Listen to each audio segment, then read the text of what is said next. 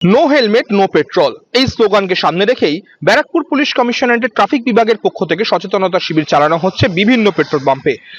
বিগত কয়েকদিন ধরেই দেখা যাচ্ছে ব্যারাকপুর কল্যাণী এক্সপ্রেসওয়ে এত দ্রুততম রাস্তা হয়ে গিয়েছে, সেখানে গতি হারিয়ে বেশ কয়েকটি বাইক বা চার চাকা মাঝে মাঝে অ্যাক্সিডেন্ট হচ্ছে, এবং যার মূল কারণে দেখা যাচ্ছে হেলমেট না থাকার কারণে কিন্তু বেপরোয়া বাইকের গতিতে প্রাণ হারাচ্ছে যুবকেরা।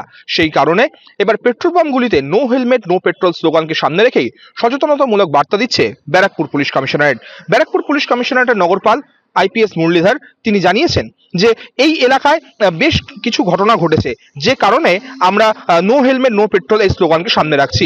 এই বিষয় নিয়ে জানিয়েছেন ব্যারাকপুর পুলিশ কমিশনারেটের এসিপি ট্রাফিক রাজস্ব শঙ্কর বণিক। তিনি পরিষ্কার জানিয়েছেন হেলমেট বিহীন কোনো যাত্রীকেই পেট্রোল দেওয়া হবে না পেট্রোল পাম্পের তরফ থেকে। যারা হেলমেট ছাড়া আসছেন পেট্রোল পাম্পে তাদেরকে রীতিমতো চলে যেতে বলা হচ্ছে, এবং হেলমেট পরে আসলে তবেই পেট্রোল দেওয়া হচ্ছে। এমন অভিনব কায়দায় সচেতনতামূলক প্রচার চালাচ্ছে ব্যারাকপুর পুলিশ কমিশনারেট।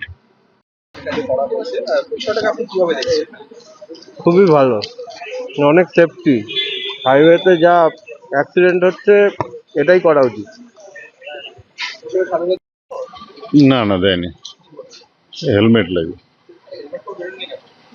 অ্যাকচুয়ালি, মানে ঠান্ডা তো, তারপরে টুপি পরেছি, তারপরে ওর হেলমেট পরাটা সরি, আমি নিয়ে আসছি।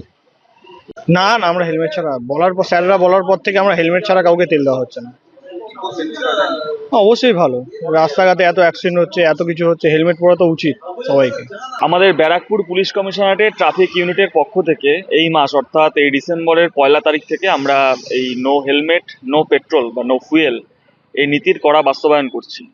এক্ষেত্রে আমরা বিভিন্ন রকম আমাদের কনফিডেন্সিয়াল মিটিং করেছি পেট্রোল পাম্পগুলোর সঙ্গে, এবং পেট্রোল পাম্পের যারা কর্তৃপক্ষ রয়েছে, যা ওনার রয়েছে, তাদেরকে আমরা স্পষ্টভাবে জানিয়েছি যে ডিসেম্বর মাসের 1 তারিখ থেকে যারা পেট্রোল পাম্পে আসবে উইদাউট হেলমেটে, তাদেরকে কিন্তু কোনো রকমভাবে পেট্রোল বা ফুয়েল প্রদান করা হবে না।